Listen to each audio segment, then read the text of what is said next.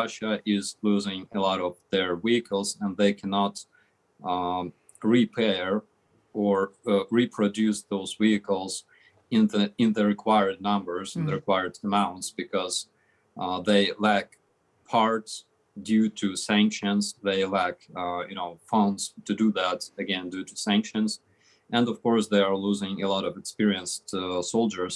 The decision, and when did you make the decision that you were going to do this, that you were going to broadcast information, reports, etc., about the war and about what was happening in Ukraine on YouTube? So I think it was like 2 weeks into this invasion, and I talked to my colleague from our friendly unit, and that time I had another blog that I were making in Ukrainian for our internal audience, and I said, let's make a video for our allies, for our foreign friends, and he said, it's not going to be successful. And I'm like, okay, but we can try. And well, you proved him wrong, definitely. Can you explain then? So we get an idea there. You were talking about Chernobyl there.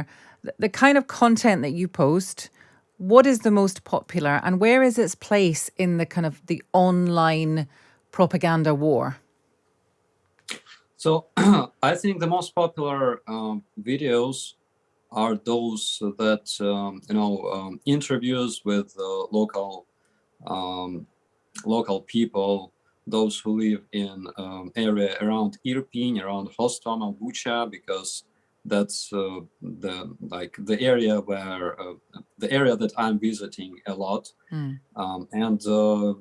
my base is situated there because my brigade was the first brigade that took combat against Russian helicopters, Russian paratroopers that very first morning of this invasion.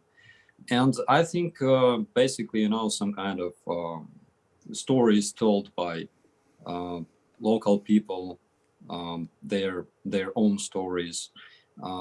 And I'm also trying to find some kind of interesting facts about this war because, there's a lot of information out there. And I don't need, to just retranslate this information to people because they can find it themselves, news and stuff like that. So I'm trying to find some kind of interesting content for my viewers. I'll tell you what was interesting. You've captured a lot of Russian equipment, and you've covered that. What kind of equipment, and how would you assess its quality? So there was a lot of Russian equipment. So, for example, I made a video about Russian drone, kind of unboxing of Russian drone, so to say, because we have captured it completely intact. And what was amazing about this drone is that it was made out of Chinese and Japanese parts mostly. And there was this Canon photo camera literally stuffed inside, which is, probably it was developed by some kind of innovative specialists in that science center in Skolkovo. But yeah. And the interesting fact was that, Russian Ministry of Defense claimed that this drone costs about $120,000. And people said, doesn't matter because it does its job, it flies, it's genius. And my reply was that, it's not genius that this drone is able to fly. The genius is the way they were stealing money and created something that flies. Yes. What about the situation currently then?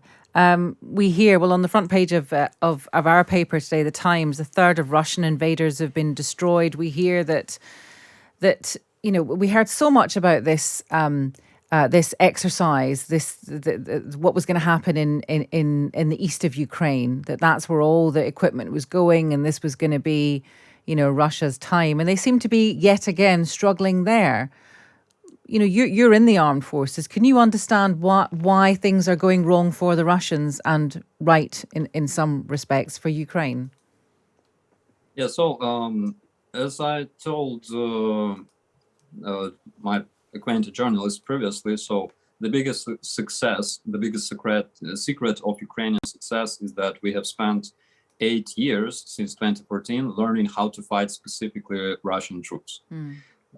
And we have like huge experience because since 2014, probably 400,000 Ukrainian soldiers have participated in this special operation on the east, fighting against Russian hybrid threat.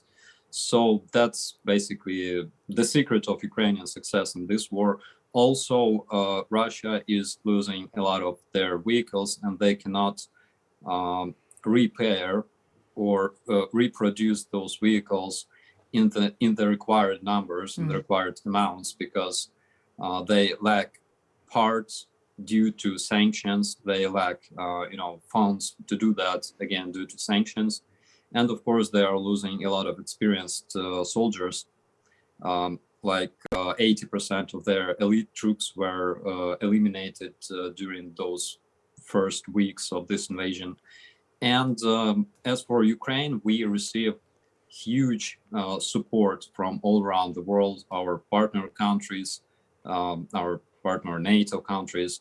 And currently we are using a lot of weapons like M777 artillery cannons that are very efficient because, for example, the radius of effective using of those cannons is 30 kilometers, and the most like the biggest range for example Russian cannons is only 18 kilometers. So we have this huge advantage. And of course I'm also talking about counter battery measures. So whenever we use our artillery, the long range and high precision artillery, Russian troops cannot respond back, Yes. so they cannot use their counter battery measures efficiently. Yeah, I mean, that's so fascinating on many levels that you're able to kind of give us such an insight into the military failures of Russia, and also the fact that you're documenting all of this on YouTube. Thank you so much for talking to us. That is Operator Starsky, and if you've not had a look at his stuff on YouTube, have a look.